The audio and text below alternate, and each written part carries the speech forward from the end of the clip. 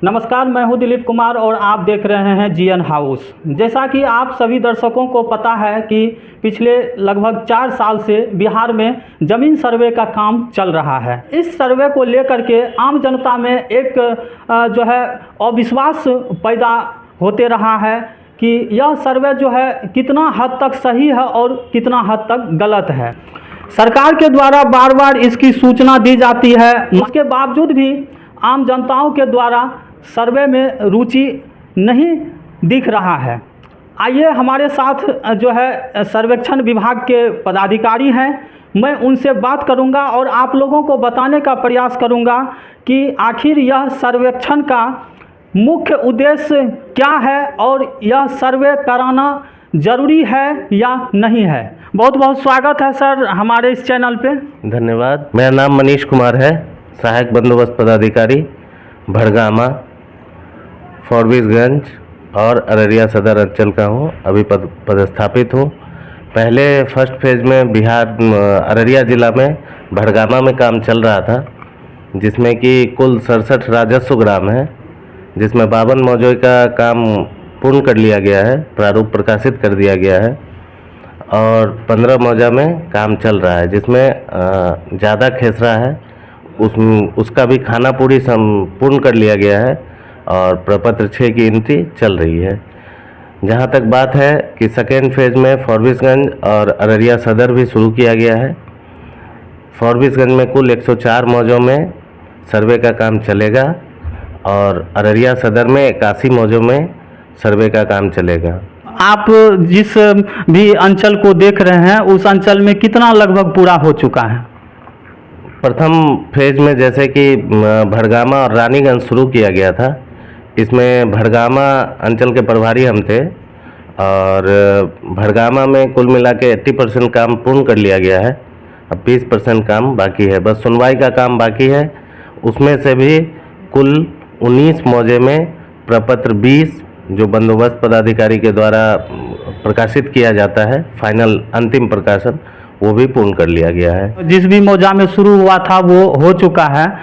उसके बावजूद भी बहुत ऐसे जनता है, पब्लिक है जो कि बहुत मतलब अंधविश्वास में है और वो अपना सर्वे नहीं करवाया है। सर्वेक्षण कराना कितना महत्वपूर्ण है? जैसा कि आप पहले भी जान रहे हैं कि जमीन का आधार खतियान है और खतियान जो आपके ज़िला में या मेरे ज़िला कहिए, मेरे ज़िला में जो खतियान चल रहा है वो आरएस का खतियान चल रहा है, जो 1954 में कंप्लीट हुआ था। वही काम इस 70-80 साल के बाद फिर से बिहार सरकार कराने जा रही है। ज़मीन पेपर से होता है, आधिकारिकता आपकी पेपर से मिलती है, वो रिकॉर्ड ऑफ राइट पेपर में आता है। ज़मीन आप जोत रहे हैं, इसमें कोई दिक्कत नहीं है, लेकिन अगर पेपर आपके पास नहीं है तो उसके आधिकारिकता आपके पास नहीं है। इसी के लिए ये सर्वे फिर से किया जा रहा है और मेरा स्पष्ट संदेश है कि इससे समाज में शांति भी बहाल होगा। जैसा कि आप सभी जान रहे हैं कि ज़मीनी विवाद बहुत ज़्यादा है जी। और न्यायालय में इस तरह की स्थिति है कि 90% ज़मीनी विवाद है। इस विवाद से भी दूर होगा अगर ज़मीन सर्वे करवा दिया जाता है या कर लिया जाता है, पूरी तरह से इसको सफल बनाया जाए, तो हम लोगों के जो समाज में है शांति व्यवस्था बहाल होगी, पहली बात। और दूसरा कि जो फालतू के लिटिगेशंस हैं वो ख़त्म हो जाएंगे। बीच से ये सर्वे पूरी तरह डिजिटल है, बीच से जितने भी बिचौलिए हैं ये ख़त्म हो जाएंगे। आपको अंचल का चक्कर नहीं लगाना होगा, सब कुछ आपके मोबाइल पे होगा। एक होल्डर संख्या होगा, एक आधार संख्या होगा आपके पास, उससे आप अपने ज़मीन का संपूर्ण जानकारी एक होल्डर संख्या से प्राप्त कर पाएंगे। इसी के लिए ये बिहार विशेष सर्वेक्षण का कार्यक्रम जो सरकार के द्वारा चलाया जा रहा है, ये अति महत्वाकांक्षी योजना है बिहार सरकार की और इसको सफल बनाने के लिए हम सभी जनता से अपील कर रहे हैं। और अगर कोई परेशानी है तो वो डायरेक्ट हमसे मिल सकते हैं, आके अपना काम करवा सकते हैं, इसमें कोई परेशानी नहीं होगी। इस बात के लिए हम उनको विश्वास दिलाना चाहेंगे। गांव समाज में देखने को मिलता है कि ज़मीन जो है लगभग 20 साल से जोत रहा है, 25 साल से जोत रहा है, लेकिन उसको पेपर नहीं है, या तो खतियान था या फिर कवाला भी ऐसा है कि वो कबाला किसी से खरीदा, 20 साल हो गया, 25 साल हो गया, उसका मोटेशन नहीं करवा पाया, तो वो किस तरह का पेपर जो है वो सबमिट करेगा, उसके बारे में बताइए। अभी जो है उनके पास जो भी उपलब्ध साक्ष्य है वो हमको दे दें। जमाबंदी के लिए वो अंचल कार्यालय में अपना आवेदन कर दें, और इस पूरे प्रक्रम को करने में करीब 6 से 7 महीने का समय लगता है, या साल भर का समय सरकार के द्वारा दिया गया है। इस साल भर में उनका म्यूटेशन हो ही जाएगा, हमको उम्मीद है। और आयुक्त महोदय, जिला पदाधिकारी महोदया और सभी के द्वारा सभी अंचल अधिकारी को स्पष्ट निर्देश है कि त्वरित गति में, विभाग के द्वारा भी त्वरित गति में इस जमाबंदी के कार्य को करेंगे। सभी अंचल अधिकारी को स्पष्ट निर्देश दिया जा चुका है। सर, अगर किसी के पास कुछ भी पेपर नहीं है, लेकिन वो उस ज़मीन को समाज के लोग भी जान रहे हैं कि उस व्यक्ति का ज़मीन है, 20 साल से 25 साल से जोत रहा है, लेकिन उसके पास कोई पेपर नहीं है। ऐसा मेरे साथ भी है, मेरा भी एक प्लॉट है जिसमें कि पेपर जो है नहीं है, हालांकि रसीद जो है बहुत पुराना मिल रहा है, लेकिन ऑनलाइन भी नहीं है। तो उसके लिए सर आप कुछ विशेष बताइए कि वो क्या जमा कर सकता है पेपर के रूप में। इसमें अगर वो रहती ज़मीन है और वो रहती ज़मीन है और धारा 6 का कार्रवाई उस पर हम लोग करेंगे। धारा 6 के अंतर्गत दखल देखा जाता है और आस पड़ोस से भी पूछा जाता है कि कितने दिनों से ये हैं। ऐसे जो प्रपत्र 5 है, खतियान भी है हम लोगों के पास, जमाबंदी रजिस्टर भी है, पंजी 2 भी है, उससे भी उसका मिलान करके जहाँ तक हो पाएगा हम लोग उनका मदद करेंगे।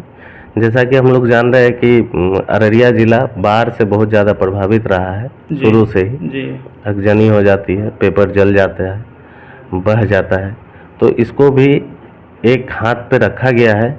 इसको भी संज्ञान में रखते हुए जहाँ तक हो पाएगा रैयतों का मदद किया जाएगा मेरे कार्यालय के द्वारा। रैयतों को जो प्रपत्र भरना है वो केवल एक ही प्रपत्र है, प्रपत्र 2, और कुल मिला के ये पूरा कार्यक्रम प्रपत्र 24 प्रपत्र तक संपन्न किया जाता है। जहाँ तक प्रपत्र 3.1 का सवाल है तो ये वंशावली है, और आप वंशावली में पूछे तो पंचायती राज विभाग अभी एक अधिसूचना जारी की है जिसके तहत आपको वंशावली बनवाना है और वंशावली बना के ऑफिस में, कार्यालय में जमा करना है। हाँ, ये ज़रूर है कि उसमें कुछ समय लग जाएगा, तो रैयतों के हित को ध्यान में रखते हुए इसके लिए समुचित समय दिया जाएगा। जी, वंशावली के बारे में जैसे कि आप बताएं, तो ये तो बहुत अच्छी जो है जानकारी है हमारे दर्शकों के लिए। वंशावली में भी बहुत ज़्यादा लोग परेशान है, जनता परेशान है। बहुत पहले जो है सरपंच के द्वारा वंशावली बना के दिया जाता था, सरपंच साइन मोहर कर देते थे, वो वैलिड भी होता था, मान्यता मिलता था उसका भी। लेकिन अभी जो है उसका नियम भी बदल चुका है, जैसा कि हम लोग जानते हैं, और उसमें भी बहुत लोग परेशान हैं। तो उसके लिए कुछ विशेष सर बताइए हमारे दर्शकों को।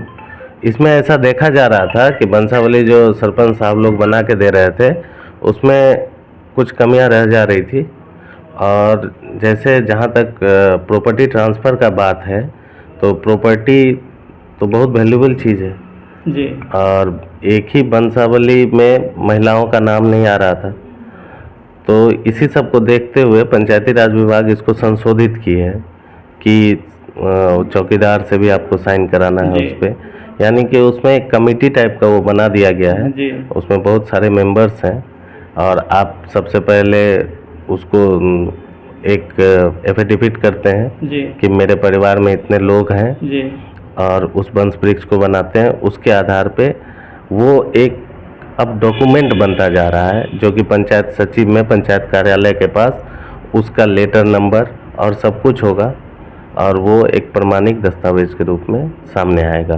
कि सभी परिवार में जो है भाई के अलावा बहन भी है, कितना ज़रूरी है किसी भी वंशावली में बहन का नाम देना, इसके बारे में सर हमारे दर्शक को बताइए।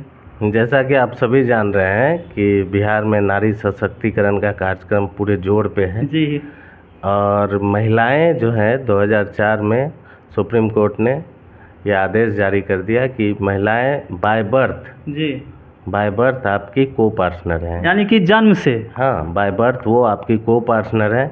और मेरा ये अपील है कि वो अपेक्षित उनको न किया जाए, पिता के संपत्ति में उनका भी उतना ही हक है जितना कि पुरुष का है, उतना ही हक है।